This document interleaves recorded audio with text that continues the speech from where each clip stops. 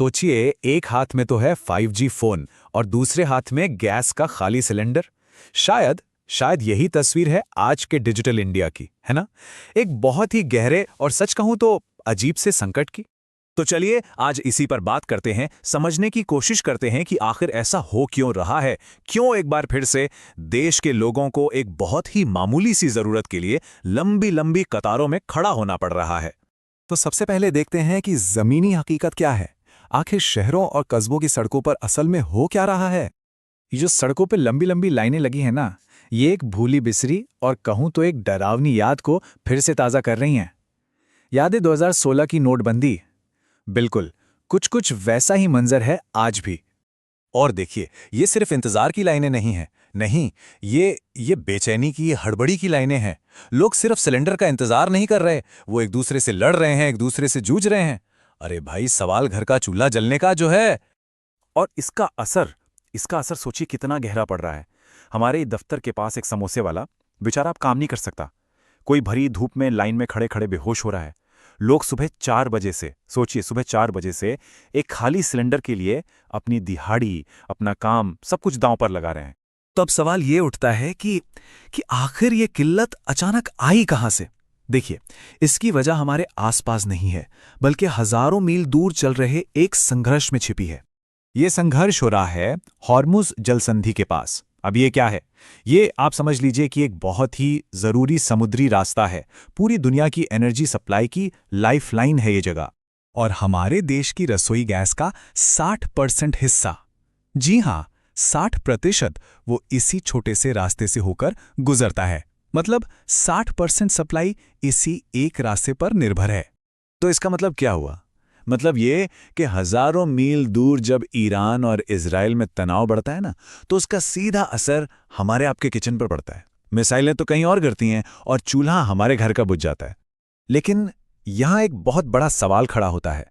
देखिए, जापान और दक्षिण कोरिया जैसे देश भी तो इसी रास्ते पर निर्भर हैं, पर उनके पास महीनों का इमरजेंसी स्टॉक होता है। तो फिर हमारी तैयारी कहां है? क्या हम हर संकट के लिए पहले से तैयार नहीं रहते? तो एक तरफ तो ये दुनिया भर का संकट है, और इसके ऊपर से एक और आफत है जो पूरी तरह से हमारी अपनी घरेलू है, और वो है कालाबाजारी। और होता क्या है, जैसे ही कोई आफत आती है, मौके पर गिद्धों की तरह पहुंच जाते हैं ये मुनाफाखोर। ये वही लोग हैं जो हम सब की मजबूरी का फायदा उठाकर अपनी जेबें भरते हैं। जरा इस तस्वीर के दो पहलू देखिए। एक तरफ दिन के उजाले में गैस एजेंसी के बाहर बोर्ड टंगा है, स्टॉक खत्म, और दूसरी तरफ रात के अंधेरे में वही सिलेंडर 2 से 2,500 रुपए में ब्लैक में मिल रहा है। मतलब एक ही देश में दो दुनिया चल रही हैं। तो सवाल तो उठेगा ही, ये सब किसकी नाक के नीचे हो रहा है भाई? ये जो जमाखोर खुलेआम लोगों को लूट रहे हैं, इन पर कोई कार्रवाई आखिर क्यों नहीं होती? अब इस पूरी कहानी में, इस किल्लत और इस कालाबाजारी के बीच में सबसे ज्यादा पिस कौन रहा है? जवाब है मध्यम वर्ग। सोचिए एक मध्यम वर्गीय इंसान के बारे में। उसके लिए तो ये रोज की जंग है। करे तो क्या करे? ऑफिस जाए या गैस की लाइन में अपनी बारी का इंतजार करे, बच्चों की फीस भरे या फिर ब्लैक में सिलेंडर खरीदे। हर दिन एक नामुमकिन सा चुनाव करना पड़ता है। और ये सिर्फ पैसे या समय की बर्बादी नहीं है। नहीं, जैसे कि ये लाइन कहती है, उस खाली सिलेंडर के साथ सड़क पर एक आम इंसान का स्वाभिमान, उसकी इज्जत नीलाम हो रही है। विडंबना देखिए, कितनी बड़ी विडंबना है।